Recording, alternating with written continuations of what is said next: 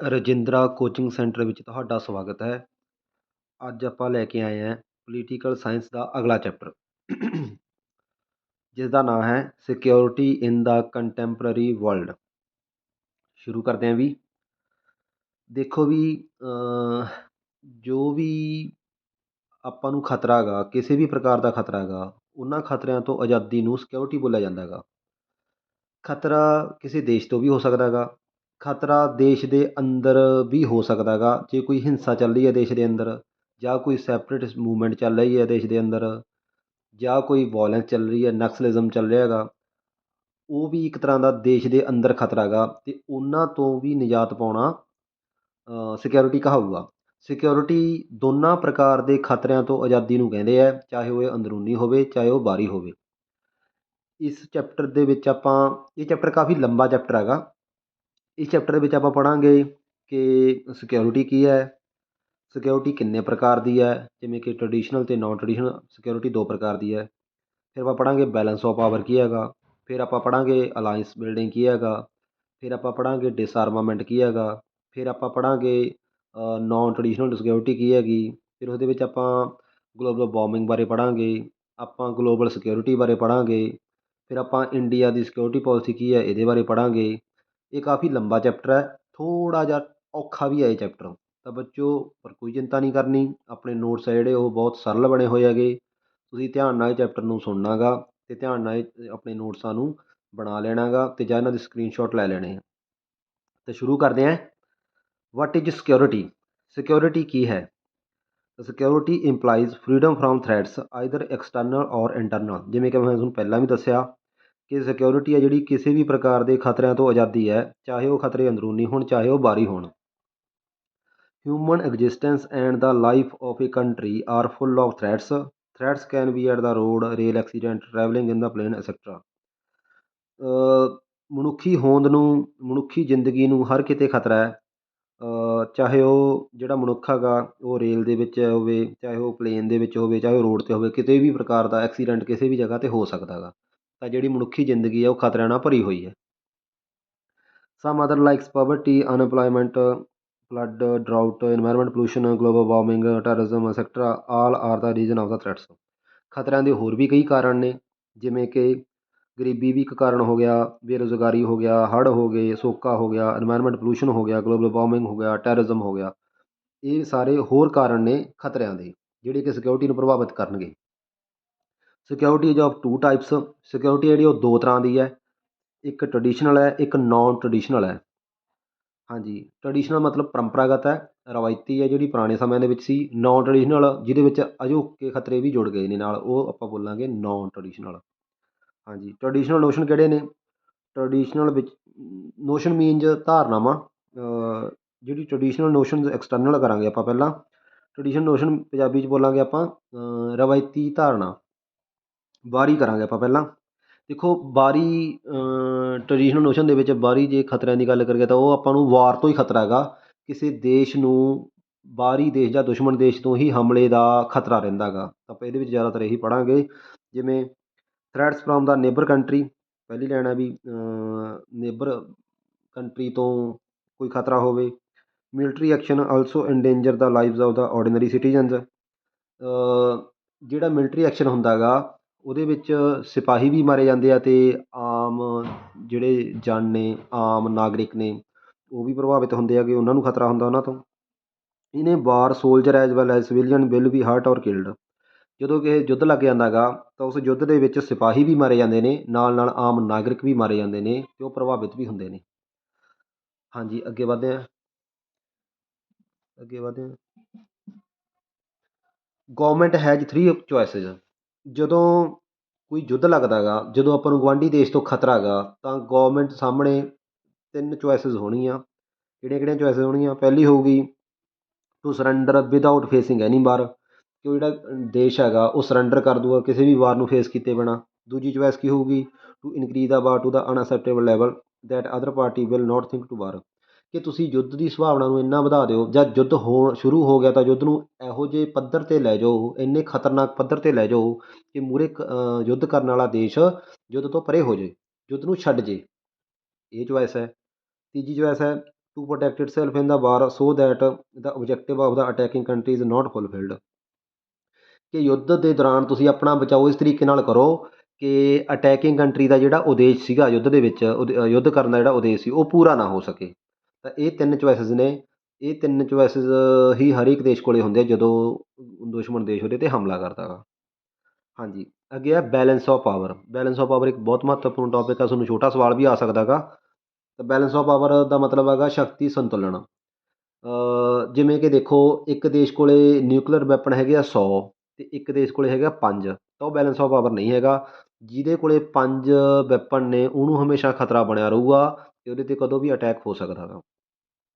ਤਾਂ balance of power ਇੱਕ ਤਰੀਕਾ ਗਾ ਜਿਹਦੇ ਨਾਲ ਤੁਸੀਂ ਯੁੱਧ ਦੀ ਸੰਭਾਵਨਾ ਨੂੰ ਘਟਾ ਸਕਦੇ ਹੋ, ਖ਼ਤਮ ਨਹੀਂ ਕਰ ਸਕਦੇ ਪਰ ਬਹੁਤ ਹੱਦ ਤੱਕ ਘਟਾ ਸਕਦੇ ਹੋਗੇ।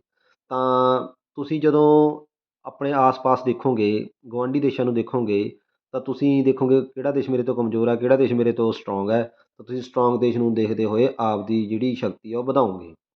ਤਾਂ ਜੇ ਤੁਹਾਡੇ ਗੁਆਂਢ ਦੇ ਵਿੱਚ ਕਿਸੇ ਦੇਸ਼ ਦੇ ਕੋਲੇ 100 ਨਿਊਕਲੀਅਰ ਵੈਪਨ ਨੇ ਤਾਂ ਘੱਟੋ ਘੱਟ 90 ਤਾਂ ਤੁਹਾਨੂੰ ਵੀ ਬਣਾਉਣੇ ਪੈਣਗੇ। ਜੇ ਤੁਸੀਂ 90 ਜਾਂ 95 ਨਿਊਕਲੀਅਰ ਵੈਪਨ ਬਣਾਓਗੇ, ਉਹਦੇ ਕੋਲੇ 100 ਹੋਣਗੇ, ਤਾਂ ਤੁਸੀਂ ਬੈਲੈਂਸ ਆਫ ਪਾਵਰ ਦੇ ਵਿੱਚ ਹੋਗੇ। ਤਾਂ ਇਹ ਸ਼ਕਤੀ ਸੰਤੁਲਨ ਕਹਿ ਸਕਦੇ ਹਾਂ ਆਪਾਂ। ਹਾਂ, ਜੇ ਉਹਨਾਂ ਕੋਲ 100 ਆ ਗਏ ਤੁਹਾਡੇ ਕੋਲ 50, ਇਹ ਵੀ ਕੋਈ ਸ਼ਕਤੀ ਸੰਤੁਲਨ ਨਹੀਂ ਹੈਗਾ। ਤਾਂ ਸ਼ਕਤੀ ਸੰਤੁਲਨ ਮਤਲਬ ਜਿੰਨੀਆਂ ਸ਼ਕਤੀਆਂ ਗਵਾਂਢੀ ਦੇਸ਼ ਕੋਲੇ ਹੈ, ਉਹਦੇ ਲਗਭਗ ਜਾਂ ਉਹਦੇ ਬਰਾਬਰ ਤੁਹਾਡੇ ਕੋਲੇ ਵੀ ਸ਼ਕਤੀਆਂ ਹੋਣੀਆਂ ਚਾਹੀਦੀਆਂ ਨੇ। ਹਾਂਜੀ, ਪੜ੍ਹਦੇ ਹਾਂ ਆਪਾਂ ਇਹਨੂੰ। Balance of power, when we see our neighbouring country and we get the information that which country is stronger than us and which country is weaker than us. ਤਾਂ ਜਦੋਂ ਅਸੀਂ ਆਪਣੇ ਗੁਆਂਢ ਦੇ ਵਿੱਚ ਦੇਖਦੇ ਹਾਂ ਕਿ ਸਾਨੂੰ ਜਾਣਕਾਰੀ ਹਾਸਲ ਹੁੰਦੀ ਹੈ ਕਿ ਕਿਹੜਾ ਦੇਸ਼ ਸਾਡੇ ਤੋਂ ਤਾਕਤਵਰ ਹੈ ਅਤੇ ਕਿਹੜਾ ਦੇਸ਼ ਸਾਡੇ ਤੋਂ ਕਮਜ਼ੋਰ ਹੈ। So we can assume that which country can be endanger in the future. ਤਾਂ ਇਹ ਦੇਖਣ ਤੋਂ ਬਾਅਦ ਅਸੀਂ ਇਹ ਅੰਦਾਜ਼ਾ ਲਾਵਾਂਗੇ ਕਿ ਕਿਹੜਾ ਦੇਸ਼ ਸਾਡੇ ਲਈ ਭਵਿੱਖ ਦੇ ਵਿੱਚ ਖਤਰਾ ਬਣ ਸਕਦਾ ਗਾ। So in this way we can balance our power according to the stronger country. ਤਾਂ ਅਸੀਂ ਜਿਹੜੀ ਆਪਦੀ ਸ਼ਕਤੀ ਦਾ ਬੈਲੈਂਸ ਕਰਾਂਗੇ ਉਹ ਇੱਕ ਸਟਰੋਂਗਰ ਕੰਟਰੀ ਨੂੰ ਧਿਆਨ ਵਿੱਚ ਰੱਖਦੇ ਹੋਏ ਕਰਾਂਗੇ। ਇਹ ਹੈ ਵੀ ਬੈਲੈਂਸ ਆਫ ਪਾਵਰ। ਤੁਸੀਂ ਜਿਉਂ ਦਾ ਤਿਉਂ ਲਿਖਣਾ, ਬਹੁਤ ਮੈਂ ਆਸਾਨ ਹੀ ਲਿਖਿਆ ਹੈਗਾ ਇਹ। ਅੱਗੇ ਵੱਧਦੇ ਹਾਂ ਵੀ। ਅੱਗੇ ਹੈਗਾ ਅਲਾਇੰਸ ਬਿਲਡਿੰਗ। ਅਲਾਇੰਸ ਬਿਲਡਿੰਗ ਵੀ ਇੱਕ ਬਹੁਤ ਵਧੀਆ ਤਰੀਕਾ ਹੈਗਾ ਯੁੱਧ ਨੂੰ ਖਤਮ ਕਰਨਾ, ਜਾਂ ਐਂ ਕਹਿ ਲਓ ਵੀ ਯੁੱਧ ਨੂੰ ਘੱਟ ਕਰਨਾ, ਯੁੱਧ ਦੀ ਸੰਭਾਵਨਾ ਨੂੰ ਘੱਟ ਕਰਨ ਦਾ ਅਲਾਇੰਸ ਬਿਲਡਿੰਗ ਬਹੁਤ ਹੀ ਵਧੀਆ ਕਾਰਨ ਹੈਗਾ, ਵਧੀਆ ਇੱਕ ਤਰੀਕਾ ਹੈਗਾ। ਅਲਾਇੰਸ ਦਾ ਮਤਲਬ ਹੁੰਦਾ ਹੈਗਾ ਗੱਠਜੋੜ ਬਣਾਉਣਾ। ਜਦੋਂ ਕੋਈ ਸਮੂਹ ਬਣਾਓਗੇ, ਕੁਝ ਦੇਸ਼ਾਂ ਦਾ ਸਮੂਹ ਬਣ ਗਿਆ, ਤਾਂ ਜਿਹੜੇ ਤੁਹਾਡਾ ਦੁਸ਼ਮਣ ਕੰਟਰੀ ਆ ਉਹ ਘਬਰਾ ਜੂਗਾ, ਉਹ ਤੁਹਾਡੇ ਨਾਲ ਯੁੱਧ ਨਹੀਂ ਕਰੂਗਾ ਕਿਉਂਕਿ ਤੁਹਾਡੀ ਸ਼ਕਤੀ ਵੱਧ ਜਾਂਦੀ ਹੈ। ਗੱਠਜੋੜ ਦੇ ਵਿੱਚ ਤਾਕਤ ਹੁੰਦੀ ਹੈ ਵੀ ਏਕਤਾ ਦੇ ਵਿੱਚ ਤਾਕਤ ਹੁੰਦੀ ਹੈਗੀ। ਕੁਝ ਅਲਾਇੰਸ ਬਣੇ ਵੀ ਹੋਏ ਨੇ, ਅੱਜ ਵੀ ਐਗਜ਼ਿਸਟ ਕਰਦੇ ਆ ਦੁਨੀਆ ਦੇ ਵਿੱਚ, ਜਿਵੇਂ ਕਿ ਨੇਟੋ ਹੈ। ਨੇਟੋ ਇੱਕ ਅਲਾਇੰਸ ਹੈ, ਮਿਲਟਰੀ ਅਲਾਇੰਸ ਆ ਉਹ। 31 ਦੇਸ਼ਾਂ ਦਾ ਸਮੂਹ ਆ ਉਹ। ਬਣਿਆ ਸੀਗਾ ਉਹ 1949 ਦੇ ਵਿੱਚ, ਅਪ੍ਰੈਲ 1949 ਦੇ ਵਿੱਚ ਬਣਿਆ। 12 ਦੇਸ਼ਾਂ ਨੇ ਬਣਾਇਆ ਸੀ ਨੇਟੋ, ਨੌਰਥ ਅਟਲਾਂਟਿਕ ਟਰੀਟੀ ਔਰਗਨਾਈਜੇਸ਼ਨ। ਹੁਣ ਉਹਦੇ 'ਚ 31 ਦੇਸ਼ ਹੋ ਚੁੱਕੇ ਹੈਗੇ। ਤਾਂ ਉਹ ਇੱਕ ਤਰ੍ਹਾਂ ਦਾ ਅਲਾਇੰਸ ਹੈ। ਤਾਂ ਯੂ ਐਸ ਏ ਨਾਲ, ਜਾਂ ਐਂ ਕਹਿ ਲਓ ਵੀ ਨੇਟੋ ਦੇ ਨਾਲ ਕੋਈ ਵੀ ਯੁੱਧ ਛੇੜਨਾ ਨਹੀਂ ਚਾਹੂਗਾ ਕਿਉਂਕਿ ਅਲਾਇੰਸ ਦੇ ਵਿੱਚ ਤਾਕਤ ਹੁੰਦੀ ਹੈ ਅਤੇ ਨੇਟੋ ਜ਼ਿਆਦਾ ਤਾਕਤਵਰ ਹੈਗਾ। ਹਾਂਜੀ, ਤਾਂ ਜਿਹੜਾ ਨੇਟੋ ਹੈਗਾ ਉਹਦੇ ਵਿੱਚ ਆਰਟੀਕਲ 5 ਆ, ਉਹ ਇਹ ਕਹਿੰਦਾ ਹੈਗਾ ਕਿ ਜੇ ਸਾਡੇ ਇੱਕ ਦੇਸ਼ 'ਤੇ ਵੀ ਹਮਲਾ ਹੋ ਗਿਆ ਤਾਂ ਅਸੀਂ ਸਾਰੇ ਮਿਲ ਕੇ ਉਹ ਦੁਸ਼ਮਣ ਦੇਸ਼ 'ਤੇ ਹਮਲਾ ਕਰਾਂਗੇ। ਇਸ ਕਰਕੇ ਉਹਦੇ 'ਤੇ ਕੋਈ ਹਮਲਾ ਨਹੀਂ ਕਰੂਗਾ। ਤਾਂ ਅਲਾਇੰਸ ਦੇ ਵਿੱਚ ਕਾਫੀ ਤਾਕਤ ਹੁੰਦੀ ਹੈ। ਅਲਾਇੰਸ ਬਿਲਡ ਕਰਕੇ ਵੀ ਆਪਾਂ ਕੀ ਕਰ ਸਕਦੇ ਹੈਗੇ, ਸਿਕਿਉਰਿਟੀ ਨੂੰ ਪੁਖਤਾ ਕਰ ਸਕਦੇ ਹੈਗੇ। ਆਪਾਂ ਚੈਪਟਰ ਸਿਕਿਉਰਿਟੀ ਪੜ੍ਹ ਰਹੇ ਹੈਗੇ। ਹਾਂਜੀ, ਪਹਿਲਾ ਪੁਆਇੰਟ ਹੈ ਵੀ by making alliance system we can make strong power. ਤੁਸੀਂ ਕੋਈ ਵੀ ਅਲਾਇੰਸ ਬਣਾ ਕੇ ਕੀ ਬਣ ਸਕਦੇ ਹੋ, ਇੱਕ ਸਟਰੋਂਗ ਪਾਵਰ ਬਣ ਸਕਦੇ ਹੋ, ਇੱਕ ਮਜ਼ਬੂਤ ਸ਼ਕਤੀ ਬਣ ਸਕਦੇ ਹੋ। ਅੱਗੇ ਵੱਧਦੇ ਹਾਂ ਜੀ। ਅੱਗੇ ਹੈ ਵੀ many countries included in alliance and to defend against military attack.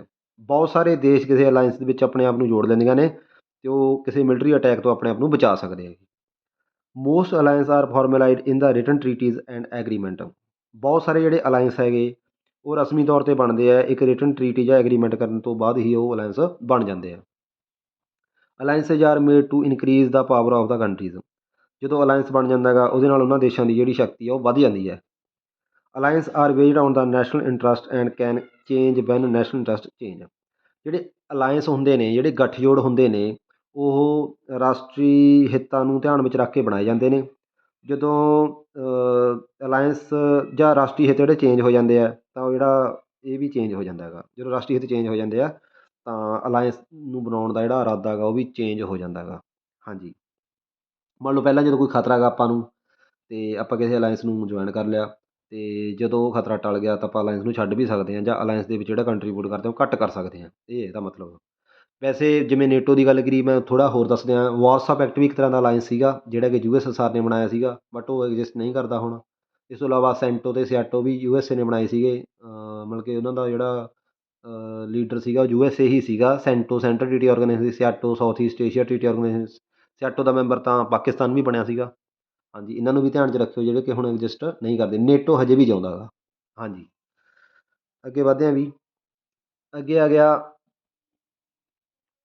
ਅੱਗੇ ਵੀ ਟਰਡੀਸ਼ਨਲ ਨੋਸ਼ਨਜ਼ ਇੰਟਰਨਲ। ਹੁਣ ਆਪਾਂ ਰਵਾਇਤੀ ਧਾਰਨਾ ਕਰਾਂਗੇ ਸਿਕਿਉਰਿਟੀ ਦੀ ਅੰਦਰੂਨੀ। ਪਹਿਲਾਂ ਆਪਾਂ ਬਾਹਰੀ ਕਰੀ ਹੈ, ਜਿਹਦੇ ਵਿੱਚ ਯੁੱਧ ਦੀ ਜ਼ਿਆਦਾ ਗੱਲ ਹੋਈ। ਹੁਣ ਆਪਾਂ ਕਰਾਂਗੇ ਅੰਦਰੂਨੀ। The new states worried about threats from the separatist movement which wanted to form independent countries। ਦੇਖੋ, ਜਿਹੜੇ ਆਪਣੇ ਵਿਦਿਨ ਦੇ ਬਾਰਡਰ ਕੁਝ ਸੈਪਰੇਟ ਮੂਵਮੈਂਟ ਚੱਲਦੀਆਂ ਨੇ, ਉਹ ਦੇਸ਼ ਦੀ ਸਿਕਿਉਰਿਟੀ ਲਈ ਬਹੁਤ ਖਤਰਨਾਕ ਹੁੰਦੀਆਂ ਨੇ। ਜਦੋਂ ਕੁਝ ਸਟੇਟਸ ਦੇ ਕਿਸੇ ਦੇਸ਼ ਤੋਂ ਅਲੱਗ ਹੋ ਕੇ ਨਵਾਂ ਦੇਸ਼ ਬਣਾਉਣ ਦੀ ਕੋਸ਼ਿਸ਼ ਕਰਦੀਆਂ ਨੇ, ਉਹ ਸੈਪਰੇਟਿਸਟ ਮੂਵਮੈਂਟ ਕਹਾਉਂਦੀਆਂ ਨੇ। ਤਾਂ new states worried about the threats from the separate movement which wanted to form independent country. ਜਿਹੜੇ ਆਜ਼ਾਦ ਦੇਸ਼ ਬਣਨਾ ਚਾਹੁੰਦੇ ਹੈਗੇ, ਇਹ ਸੈਪਰੇਟ ਮੂਵਮੈਂਟ ਨਵੇਂ ਦੇਸ਼ ਇਹਨਾਂ ਤੋਂ ਚਿੰਤਤ ਰਹਿੰਦੇ ਆ ਹਮੇਸ਼ਾ, ਇਹਨਾਂ ਖਤਰਿਆਂ ਤੋਂ ਚਿੰਤਤ ਰਹਿੰਦੇ ਆ ਹਮੇਸ਼ਾ। Internal war, naxalism, violence, conflict among communities, it creates many problem in the country and country gets weaker, so external forces can get a chance to fight with it. ਤਾਂ ਅੰਦਰੂਨੀ ਤੌਰ 'ਤੇ ਯੁੱਧ ਛਿੜ ਜਾਣਾ, ਨਕਸਲਵਾਦੀ ਮੂਵਮੈਂਟ, ਨਕਸਲਵਾਦੀ ਹਿੰਸਾ, ਜਿਹੜਾ ਸਮੁਦਾਇਆਂ ਦੇ ਵਿਚਕਾਰ ਆਪਸੀ ਵਿਵਾਦ ਨੇ, ਇਹ ਦੇਸ਼ ਦੇ ਵਿੱਚ ਬਹੁਤ ਸਾਰੀਆਂ ਸਮੱਸਿਆਵਾਂ ਪੈਦਾ ਕਰ ਦਿੰਦੇ ਆ, ਜਿਨ੍ਹਾਂ ਕਰਕੇ ਦੇਸ਼ ਕਮਜ਼ੋਰ ਪੈ ਜਾਂਦਾ ਗਾ। ਅਤੇ ਇਸ ਦੇ ਨਾਲ ਐਕਸਟਰਨਲ ਜਿਹੜੀਆਂ ਫੋਰਸਿਸ ਨੇ, ਜਿਹੜੀਆਂ ਦੁਸ਼ਮਣ ਫੋਰਸਿਸ ਨੇ, ਉਹ ਕਦੋਂ ਵੀ ਤੁਹਾਡੇ 'ਤੇ ਹਮਲਾ ਕਰ ਸਕਦੀਆਂ ਨੇ, ਅਤੇ ਉਹਨਾਂ ਨੂੰ ਚਾਂਸ ਮਿਲ ਜਾਂਦਾ ਗਾ ਤੁਹਾਡੇ 'ਤੇ ਹਮਲਾ ਕਰਨ ਦਾ। ਹਾਂਜੀ, ਅੱਗੇ ਚੱਲਦੇ ਹਾਂ ਜੀ। ਅੱਗੇ ਹੈ several militant groups from area such as Nagaland, Mizoram, Punjab and Kashmir have sought to break away from India. ਜੇ ਆਪਾਂ ਇੰਡੀਆ ਦੀ ਗੱਲ ਕਰੀਏ ਤਾਂ ਇੰਡੀਆ ਦੇ ਵਿੱਚ ਵੀ ਕੁਝ ਇਹ ਪ੍ਰੋਬਲਮ ਚੱਲ ਰਹੀਆਂ ਨੇ, ਜਾਂ ਚੱਲਦੀਆਂ ਰਹੀਆਂ ਨੇ ਸਮੇਂ ਸਮੇਂ 'ਤੇ। ਜਿਵੇਂ ਕੁਝ ਮਿਲੀਟੈਂਟ ਗਰੁੱਪ ਹੋ ਗਏ ਕੁਝ ਏਰੀਆ ਦੇ ਵਿੱਚ, ਜਿਵੇਂ ਕਿ ਨਾਗਾਲੈਂਡ ਦੇ ਵਿੱਚ, ਮਿਜ਼ੋਰਮ ਦੇ ਵਿੱਚ, ਪੰਜਾਬ ਦੇ ਵਿੱਚ, ਕਸ਼ਮੀਰ ਦੇ ਵਿੱਚ। ਤਾਂ ਇੰਡੀਆ ਨੂੰ ਚਾਹੀਦਾ ਗਾ ਕਿ ਉਹ, ਜਾਂ ਇੰਡੀਆ ਨੇ ਇਹਨਾਂ ਨੂੰ ਕੀ ਕਰ ਦਿੱਤਾ ਗਿਆ, ਬ੍ਰੇਕ ਅਵੇ ਕਰ ਦਿੱਤਾ, ਤੋੜ ਕੇ ਇਹਨਾਂ ਨੂੰ ਅਲੱਗ ਕਰ ਦਿੱਤਾ ਗਿਆ, ਜਾਂ ਇਹਨਾਂ ਨੂੰ ਜਾਂ ਖ਼ਤਮ ਕਰ ਦਿੱਤਾ ਗਾ। ਹਾਂਜੀ, the newly independent country having more problem of the internal disputes, separate movement. ਜਿਹੜੇ ਦੇਸ਼ ਨਵੇਂ ਨਵੇਂ ਆਜ਼ਾਦ ਹੁੰਦੇ ਹੈਗੇ, ਉਹਨਾਂ ਦੇ ਵਿੱਚ ਇਹ ਸਮੱਸਿਆਵਾਂ ਜ਼ਿਆਦਾ ਹੁੰਦੀਆਂ ਨੇ। ਸੈਪਰੇਟਸ ਮੂਵਮੈਂਟ ਜ਼ਿਆਦਾਤਰ ਨਿਊਲੀ ਇੰਡੀਪੈਂਡੈਂਟ ਕੰਟਰੀ ਦੇ ਵਿੱਚ ਜ਼ਿਆਦਾ ਦੇਖਣ ਨੂੰ ਮਿਲਦੀਆਂ ਨੇ। ਹਾਂਜੀ, ਇਹ ਸੀਗਾ ਵੀ ਇੰਟਰਨਲ ਪ੍ਰੋਬਲਮ ਜ਼ਿਆਦਾਤਰ ਇਹੀ ਹੁੰਦੀਆਂ ਨੇ, ਜਾਂ ਤਾਂ ਸੈਪਰੇਟਸ ਮੂਵਮੈਂਟ ਚੱਲਦੀਆਂ ਨੇ, ਜਾਂ ਨਕਸਲਵਾਦੀ ਹਿੰਸਾ ਚੱਲਦੀ ਹੈਗੀ। ਇਹੀ ਜ਼ਿਆਦਾ ਸਮੱਸਿਆਵਾਂ ਹੁੰਦੀਆਂ ਨੇ, ਜਾਂ ਸਿਵਲ ਵਾਰ ਹੋ ਸਕਦਾ ਗਾ। ਹਾਂਜੀ, ਅਗਲਾ ਟੌਪਿਕ ਹੈ ਵੀ traditional security and cooperation. Security and cooperation ਦੀ ਗੱਲ ਕਰਾਂਗੇ ਇਹਦੇ ਵਿੱਚ। ਕੋਆਪਰੇਸ਼ਨ, ਸਹਿਯੋਗ ਦੀ ਗੱਲ ਕਰਾਂਗੇ, ਦੇਖਦੇ ਹਾਂ ਵੀ ਇਹਦੇ 'ਚ ਕੀ ਆਉਂਦਾ ਗਾ। In traditional security there is a recognition that cooperation in limiting violence is possible. ਦੇਖੋ, ਰਵਾਇਤੀ ਸਿਕਿਉਰਿਟੀ ਦੇ ਵਿੱਚ ਵਾਇਲੈਂਸ ਨੂੰ ਜਿੱਥੋਂ ਤੱਕ ਸੰਭਵ ਹੋ ਸਕੇ ਲਿਮਿਟ ਕਰਨ ਵਾਸਤੇ, ਵਾਇਲੈਂਸ ਨੂੰ ਘੱਟ ਕਰਨ ਵਾਸਤੇ ਕੋਆਪਰੇਸ਼ਨ ਨੂੰ ਮਾਨਤਾ ਦਿੱਤੀ ਜਾਂਦੀ ਹੈ, ਕਿ ਸਹਿਯੋਗ ਨੂੰ ਮਾਨਤਾ ਦਿੱਤੀ ਜਾਂਦੀ ਹੈ, ਕਿ ਕਿਸੇ ਵੀ ਪ੍ਰਕਾਰ ਦੀ ਹਿੰਸਾ ਨੂੰ ਘੱਟ ਕਰਨ ਦਾ ਤਰੀਕਾ ਇੱਕ ਸਹਿਯੋਗ ਹੀ ਹੈਗਾ। ਅਤੇ ਟਰਡੀਸ਼ਨਲ ਸਿਕਿਉਰਿਟੀ ਦੇ ਵਿੱਚ ਇਹਨੂੰ ਸ਼ਾਮਲ ਕੀਤਾ ਜਾਂਦਾ ਹੈਗਾ ਵੀ। It is now an almost universally accepted view that country should only go to war for the right reasons, primary self defence or to protect other peoples from genocide. ਇੱਕ ਇਹ ਦੁਨੀਆ ਦੇ ਵਿੱਚ ਮੰਨੀ ਗਈ ਗੱਲ ਹੈ, ਯੂਨੀਵਰਸਲੀ ਅਸੈਪਟਡ ਹੈ, ਕਿ ਕੋਈ ਵੀ ਕੰਟਰੀ ਹੋਵੇ ਉਹ ਯੁੱਧ 'ਤੇ ਉਦੋਂ ਹੀ ਜਾਂਦਾ ਹੈਗਾ ਜਦੋਂ ਉਹਨੂੰ ਇੱਕ ਠੀਕ ਕਾਰਨ ਮਿਲ ਜਾਂਦਾ ਯੁੱਧ ਕਰਨ ਦਾ, ਜਾਂ ਜਦੋਂ ਸਾਰੇ ਰਸਤੇ ਬੰਦ ਹੋ ਜਾਂਦੇ ਆ ਯੁੱਧ ਲਈ। ਦੇਸ਼ ਕੋਈ ਉਦੋਂ ਹੀ ਜਾਂਦਾ ਗਾ, ਅਤੇ ਜ਼ਿਆਦਾਤਰ ਯੁੱਧ ਲਈ ਦੇਸ਼ ਉਦੋਂ ਜਾਂਦਾ ਗਾ ਜਦੋਂ ਉਹਨੇ ਆਪਣਾ ਮੁੱਢਲੇ ਤੌਰ 'ਤੇ ਡਿਫੈਂਸ ਕਰਨਾ ਹੋਵੇ, ਆਪਦੀ ਸੁਰੱਖਿਆ ਕਰਨੀ ਹੋਵੇ, ਜਾਂ ਆਪਣੇ ਪੀਪਲ ਨੂੰ ਜੈਨੋਸਾਈਡ ਤੋਂ ਵੀ, ਮਾਸ ਕਿਲਿੰਗ ਤੋਂ ਬਚਾਉਣਾ ਹੋਵੇ। ਉਦੋਂ ਹੀ ਦੇਸ਼ ਹੈ ਜਿਹੜਾ ਉਹ ਯੁੱਧ ਲਈ ਜਾਂਦਾ ਗਾ। ਅੱਗੇ ਵੀ armies must avoid killing or hurting non combatant as well as unarmed and surrendering combatant. ਜਿਹੜੀ ਆਰਮੀ ਹੁੰਦੀ ਆ ਉਹਦਾ ਮੇਨ ਮੁੱਦਾ ਜਿਹੜਾ ਹੁੰਦਾ ਗਾ, ਜਾਂ ਮੇਨ ਮੋਟਿਵ ਜੋ ਹੁੰਦਾ ਗਾ, ਉਹ ਲੋਕਾਂ ਨੂੰ ਕਿਲਿੰਗ ਤੋਂ ਜਾਂ ਹਰਟਿੰਗ ਤੋਂ ਬਚਾਉਣਾ ਹੁੰਦਾ ਗਾ। ਨੋਨ ਕੰਬੈਟੈਂਟ ਜਿਹੜੇ ਕਿ ਬੇਹਥਿਆਰ ਹੈਗੇ, ਜਿਨ੍ਹਾਂ ਨੇ ਹਥਿਆਰ ਨਹੀਂ ਚੁੱਕੇ ਹੋਏ, ਆਮ ਲੋਕ ਹੈਗੇ, ਉਹਨਾਂ ਨੂੰ ਕਿਲਿੰਗ ਤੋਂ ਬਚਾਉਣਾ ਗਾ, ਉਹਨਾਂ ਦੀ ਸੁਰੱਖਿਆ ਕਰਨੀ ਆਰਮੀ ਨੇ। ਇਸ ਤੋਂ ਇਲਾਵਾ ਜਿਹੜੇ ਅਨਆਰਮਡ ਲੋਕ ਨੇ, ਜਿਨ੍ਹਾਂ ਕੋਲ ਕੋਈ ਹਥਿਆਰ ਨਹੀਂ ਹੈਗੇ, ਜਾਂ ਜਿਹੜੇ ਕੰਬੈਟੈਂਟ ਸਰੈਂਡਰ ਹੋ ਚੁੱਕੇ ਹੈਗੇ, ਉਹਨਾਂ ਨੂੰ ਵੀ ਬਚਾਉਣਾ ਗਾ। ਇਹ ਮੇਨ ਮੋਟਿਵ ਹੈ ਆਰਮੀ ਦਾ। ਅੱਗੇ force must in any case B used only after all the alternative have failed. ਤਾਂ ਇਹ ਮੈਂ ਪਹਿਲਾਂ ਵੀ ਬੋਲਦਾ ਵੀ ਫੋਰਸ ਜਾਂ ਯੁੱਧ ਆਪਾਂ ਨੂੰ ਉਦੋਂ ਹੀ ਕਰਨਾ ਚਾਹੀਦਾ, ਫੋਰਸ ਨੂੰ ਉਦੋਂ ਹੀ ਯੂਜ਼ ਕਰਨਾ ਚਾਹੀਦਾ ਹੈ ਜਦੋਂ ਸਾਰੇ ਅਲਟਰਨੇਟਿਵ ਖਤਮ ਹੋ ਚੁੱਕੇ ਹੋਣ, ਜਦੋਂ ਸਾਰੇ ਰਸਤੇ ਬੰਦ ਹੋ ਚੁੱਕੇ ਹੋਣ, ਆਪਾਂ ਨੂੰ ਉਦੋਂ ਹੀ ਯੁੱਧ ਦੇ ਲਈ ਜਾਣਾ ਚਾਹੀਦਾ ਗਾ, ਉਦੋਂ ਹੀ ਕੋਈ ਐਕਸਟ੍ਰੀਮ ਸਟੈਪ ਚੁੱਕਣਾ ਚਾਹੀਦਾ ਗਾ। ਤਾਂ ਜਿੱਥੋਂ ਤੱਕ ਹੋ ਸਕੇ ਕੋਆਪਰੇਸ਼ਨ ਕਰਨੀ ਚਾਹੀਦੀ ਹੈ ਜੀ। ਹਾਂਜੀ ਬੱਚਿਓ, ਅੱਜ ਦੇ ਲਈ ਆਪਾਂ ਇਸ ਵੀਡੀਓ ਦੇ ਵਿੱਚ ਇੱਥੋਂ ਤੱਕ ਹੀ ਕਰਾਂਗੇ। ਅਤੇ ਵੈਸੇ ਕਾਫੀ ਲੰਬਾ ਚੈਪਟਰ ਹੈਗਾ, ਅੱਗੇ ਆਪਾਂ ਗਲੋਬਲ ਸਿਕਿਉਰਿਟੀ ਬਾਰੇ ਕਰਾਂਗੇ, ਅੱਗੇ ਆਪਾਂ ਨੋਨ ਟ੍ਰਡੀਸ਼ਨ ਬਾਰੇ ਕਰਾਂਗੇ, ਜਿਹਦੇ ਵਿੱਚ ਆਪਾਂ ਹੰਗਰ ਬਾਰੇ, ਮਾਈਗ੍ਰੇਸ਼ਨ ਬਾਰੇ, ਐਪੀਡੈਮਿਕਸ ਬਾਰੇ, ਟੈਰਰਿਜ਼ਮ ਬਾਰੇ, ਉਹਨਾਂ ਬਾਰੇ ਕਰਾਂਗੇ। ਇੰਡੀਆ ਦੀ ਸਿਕਿਉਰਿਟੀ ਪੋਲਿਸੀ ਕੀ ਹੈ ਉਹਦੇ ਬਾਰੇ ਕਰਾਂਗੇ। ਤਾਂ ਅੱਜ ਦੇ ਲਈ ਇੰਨਾ ਹੀ ਕਰਾਂਗੇ। ਇੱਕ ਮੇਰੀ ਸਾਰੇ ਬੱਚਿਆਂ ਨੂੰ ਅਪੀਲ ਹੈ ਕਿ ਉਹ ਵੀਡੀਓ ਨੂੰ ਪੂਰਾ ਦੇਖਿਆ ਕਰਨ। ਜੇ ਕੋਈ ਸਮੱਸਿਆ ਹੁੰਦੀ ਹੈ, ਕੋਈ ਦਿੱਕਤ ਆਉਂਦੀ ਹੈ, ਕੋਈ ਸਮਝਣ 'ਚ ਦਿੱਕਤ ਆਉਂਦੀ ਹੈ, ਉਹ ਕਮੈਂਟ ਦੇ ਵਿੱਚ ਜ਼ਰੂਰ ਦੱਸਿਆ ਕਰਨ। ਇੱਕ ਆਪਣੇ ਚੈਨਲ ਨੂੰ ਵੱਧ ਤੋਂ ਵੱਧ ਸਬਸਕ੍ਰਾਈਬ ਕਰੋ, ਸ਼ੇਅਰ ਵੀ ਕਰੋ, ਲਾਈਕ ਵੀ ਕਰੋ। ਓਕੇ ਜੀ, ਥੈਂਕ ਯੂ ਵੈਰੀ ਮੱਚ।